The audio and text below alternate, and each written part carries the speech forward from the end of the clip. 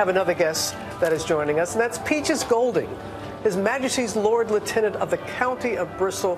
Thank you so much for being patient. We know that you were a guest inside the service. What are you going to take away from being there and witnessing that firsthand, Peaches? It was a beautiful service, and people attended it from right around the United Kingdom and Northern Ireland, as well as the numerous heads of state and crown families from across Europe. It was very unifying. The music came from the four corners of the United Kingdom. So we had represented England and Scotland and Northern Ireland and Wales in the musical choices. Some of the things that were really wonderful was that the music was music that we knew, the hymns that we knew, so that so many people, whether they were very religious or not, would recognize them and be able to sing and take part in the service. It was very inclusive. Oh, and the Queen, of course, she loved her music, loved it, and it was well represented in the service. So last time we saw a gathering here in London was, of course, for the Platinum Jubilee. But this is, as you were saying, is a totally, even though a large mass of people coming out, a totally different feeling today from that.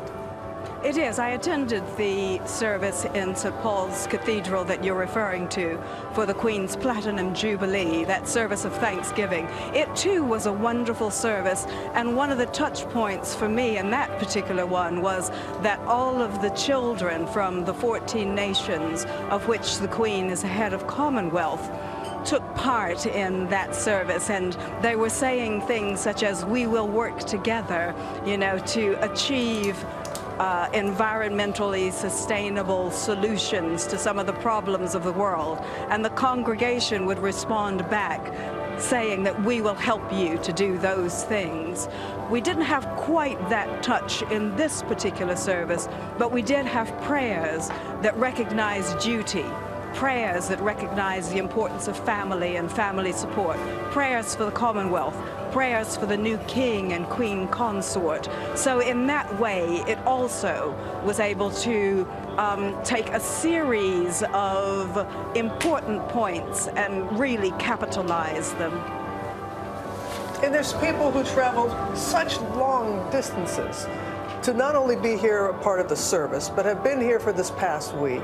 Why do you think that is? What is it? What can you say about Queen Elizabeth II that is able to resonate? She's been able to resonate with so many people from around the world.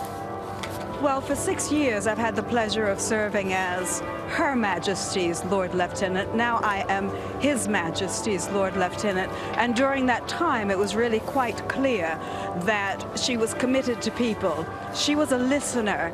If you were ever in her company and had an opportunity to speak to her, she asked relevant questions and she listened very hard to what people were saying. And I think it is that personal touch, that ability to communicate with people of all ages, young, old, from this community, from that community, have different experiences, talking about any number of things. Her Majesty was always very, very finely tuned. She was a patron of over 600 charities, and as a result, she knew what was going on and could, and demonstrated throughout her reign, that change is possible, and gentle change is what has kept the monarchy relevant to today's young people, old people, anybody people. Peaches, it's David Muir here with Robin Robertson. You have described the Queen so beautifully. I'm curious, on this day, and we hear the bells of Westminster, they're so beautiful here behind us. She had such an incredible personal touch. It was her own. It lasted for 70 years across so many people, so many challenges here that the Commonwealth faced in those times, challenges that the world faced in many ways as well. Is there any part of you, worry would be too strong of a word, but is there any concern? How do you make sure that the Queen's way, that the Queen's personal touch connection with the people is something that we will see the same magnitude, the same connection? How will we see that continue? Are you worried at all about not having the Queen? I have absolutely no worries at all.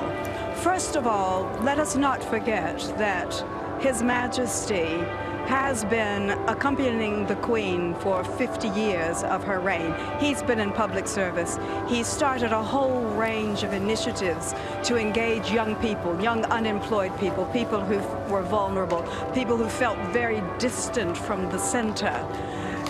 In his Prince's Trust, raising tens of millions every year to plow back into those young people, into their communities. He was talking about environmental issues, and I've had the pleasure of working with our new king for almost 30 years now on some of those issues to do with sustainability, employability. How is it that we connect communities together? So he has a wealth of knowledge, a wealth of experience, and he's always on the cutting edge. Again, like Her late Majesty, being able to ask the right questions of people that know. You know, one of the joys of being a member of the royal family is that they travel extensively around the world. They have the contacts of people that are leading in their fields.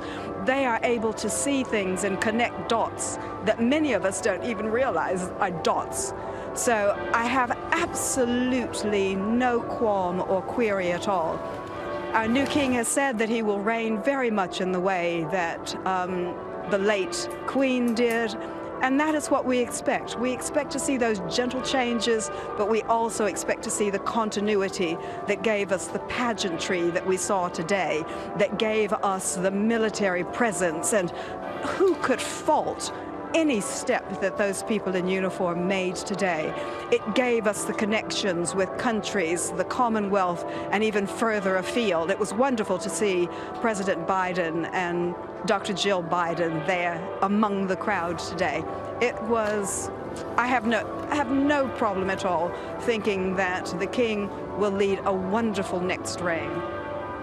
Your confidence is infectious, and I'm sure people who will hear that will be reassured in the next chapter of the monarchy and the royal family. One more question before we let you go, and that is, you've mentioned a lot about King Charles and what he will step into here, and how much practice he's had, if you will, the rehearsal for so long. I'm curious what you think about Prince William and Princess Catherine, obviously the Prince of Wales, the Princess of Wales, their roles we've seen change already. How much do you expect from them, and what will we see from them in the coming months and years to prepare for what will be a much larger role for them to come as well? Well, our new Prince of Wales has lived in Wales before and knows Wales. He set up his first home there, so he has a deep connection with the Welsh people, and that's very important for a Prince of Wales to have. Also, he has that military service, and when he came out of the military, having worked for the air ambulance, rescuing people that found themselves in life-threatening situations, you know, he again has worked right at the cutting edge of, yeah, as I said, people in trouble. And he knows how to work with people. He's had an ordinary job and an ordinary life, as much as it can be ordinary in that way. He, like his father, has a great love of the farming community. Our new king, as you know, was involved in organic farming before anybody was really thinking about organics. And his son now has taken on that mantle of running the Duchy of Cornwall with its many land and other activities going on. So it has, it will be a seamless transition in some ways, but also the Prince of Wales now is very interested in mental health issues. Again, he's seen it. He's seen it with the military, perhaps. He's seen it with the people that he rescued in the air ambulance.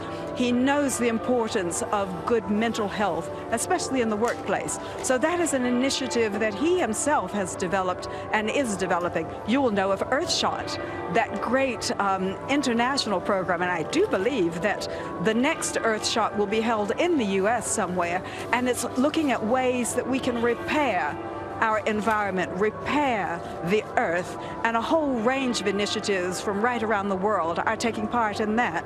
So our new Prince of Wales will have an interesting agenda that he will continue to develop, and that again will give him currency with younger people, with people in different walks of life, and again that will prepare him for his destiny.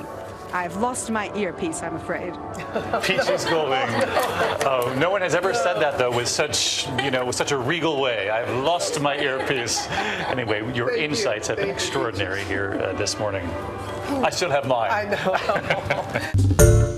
Hi everyone, George Stephanopoulos here. Thanks for checking out the ABC News YouTube channel. If you'd like to get more videos, show highlights, and watch live event coverage, click on the right over here to subscribe to our channel, and don't forget to download the ABC News app for breaking news alerts. Thanks for watching.